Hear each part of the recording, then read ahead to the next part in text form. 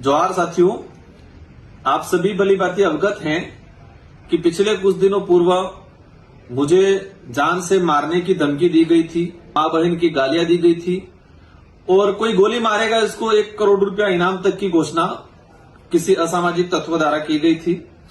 इसमें सभी साथी आज कल से मुझे कॉल कर रहे हैं कि इसमें क्या हुआ क्या नहीं हुआ। पुलिस प्रशासन ने इस आईडी को ट्रेस किया और उस आईडी को ट्रेस करने के बाद उस व्यक्ति तक पहुंचे और वो व्यक्ति चंद्रवीर सिंह करके गढ़ी विधानसभा क्षेत्र के अंदर बाईकागढ़ा जो ग्राम पंचायत है वहां का निकला। और जो मैंने और प्रशासन का हमारा जो शुरुआती दृष्टिकोण था कि कोई मतलब जवान आदमी या कहे कि इस तरह का कोई लड़का इस तरह का कोई होगा, लेकिन इस घटना में जो गिरफ्तार हुआ है चंद्रवीर सिंह 65 साल की उम्र का व्यक्ति है।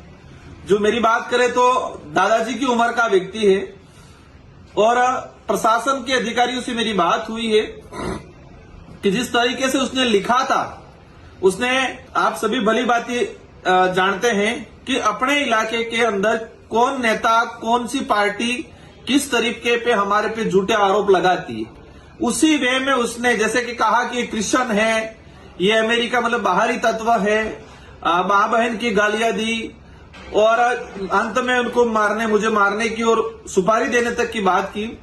तो आप सभी भली बातें हैं कि इस तरह की बातें कौन सी पार्टी और कौन से नेता बोलते हैं। मैं इन चीजों पे इनका नाम नहीं लेना चाहूंगा। अगर यही बात इसी तरह का किसी भाजपा के नेता सत्ताधारी जो लोग हैं इनके लिए किसी ने कुछ बोला हो तो ये नंगा नाच करते पूरे उदयपुर संभाग में।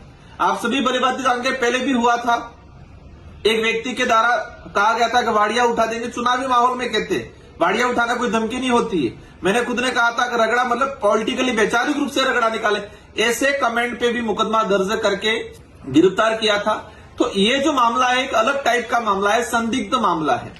और मुझे जहां तक आभास मतलब मुझे जो असमंजस की स्थिति है कि 65 साल की उम्र का व्यक्ति फेसबुक पे इस तरह से लिखना और डिलीट करना और कहा जा रहा है कि मैं दारू के नशे में दूध था।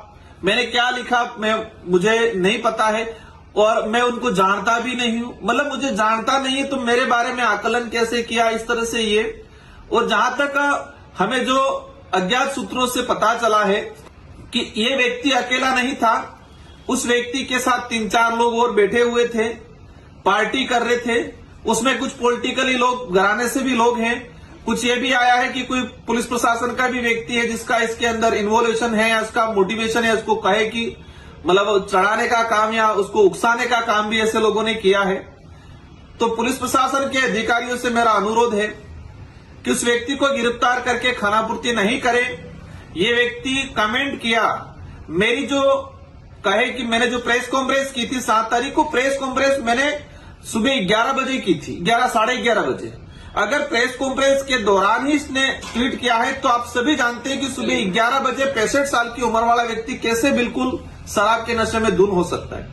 हम समझते हैं कि कोई भी व्यक्ति शराब पीता है तो वो दोपहर के बाद जो स्थिति बनती है शाम को या रात को लिख सकता है, हम समझ सकते हैं। तो प्रशासन स्पष्ट करे कि इस व्यक्ति ने किस टाइम पे लिखा, किस जगह पे बैठ के लिखा और उस जगह की सीडीआर उस जगह का कहे कि सारी लोकेशन ट्रेस करे कि उस जगह पर कौन कौन अन्य लोग थे, उसके साथ कौन कौन बैठे थे और उस व्यक्ति का मोबाइल नंबर, कॉल लोकेशन निकाले, कॉल डिटेल सारी निकाले कि उस व्यक्ति का संपर्क किस किस लोगों से है और पिछले उस दिन और उस पिछले 2 दिनों में उस व्यक्ति ने किस किस नेता किस किस अधिकारियों से संपर्क किया था। किसी के भी गले नहीं उतर रही है कि 65 साल का व्यक्ति अकेला बैठ के इस तरह से लिखे, ये कहीं भी किसी के गले नहीं उतरती है।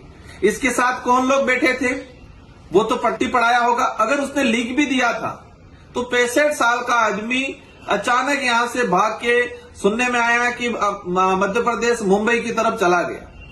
तो मेरा जहां तक मानना है वो भागा नहीं, उसको भगाया गया और भगाने वाले वो लोग थे जिसको इसको उकसाने वाले थे, उसके साथ में बैठ के लिखने वाले या खुद लिखने वाले या लिखाने वाले लोग थे। ऐसे लोगों की भी गहनता से जांच होनी चाहिए।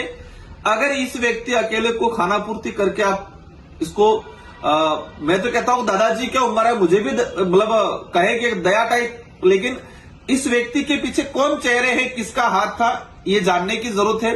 गहनता से जांच होनी चाहिए। मैं मीडिया के साथियों के माध्यम से शासन प्रशासन से अनुरोध करना चाहूंगा कि ये हरकतें फिर कोई कर सकता है, और हरकतें ही नहीं, कभी कोई हादसा भी कर सकता है। तो इसके पीछे कौन लोग थे, इनके सबकी सीडीआर, उस व्यक्ति की सीडीआर मंगाई जाए, उसका कॉल लोकेशन उस समय कहां था, और पुलिस पर अधिकारी किस टाइम पे लिखा, किस जगह पे बैठ के लिखा, और उसकी कॉल लोकेशन, कॉल डिटेल सार्वजनिक करे, और एज ए परिवादी के रूप में मुझे भी अवगत कराए।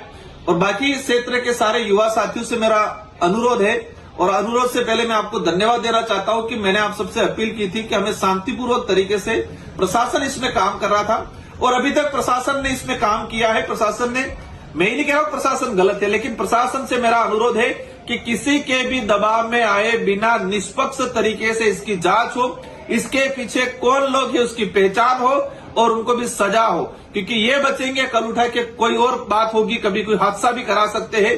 इसलिए इनकी तह तक जाए। ऐसे यहां तक सुनने में आ रहा है बांसवाड़ा जिले के अंदर 2017 में कुछ दंगे हुए थे, हिंदू मुस्लिम के दंगे कराए थे। कुछ ऐसे पुलिसकर्मी थे जिन्होंने जानबूझकर माहौल क्रिएट किया था, वहां कुछ गलत चीजें, विस्फोटक चीजें रखवाई थी, कुछ आपस में समुदाय में भिड़ाया था, अपना वो कहते हैं गैलेंट्री प्रमोशन लेने के लिए, प्रमोशन के चक्कर में इस तरह से। तो ऐसे लोग भी इसमें सम्मिलित है, ऐसी जानकारी आई है। तो अधिकारियों से मेरा अनुरोध है कि इनकी गहनता से जांच हो और कार्रवाई करें, निष्पक्ष रूप से किसी के दबाव में नहीं आए। और सारे युवा साथियों से भी मेरा अनुरोध है कि सभी शांतिपूर्वक शांति बनाए रखें। हम प्रशासन से अनुरोध करके प्रशासन पे दबाव बना के इसकी गहनता से जांच करा रहे हैं। आप सभी को धन्यवाद, आभार, जोहार।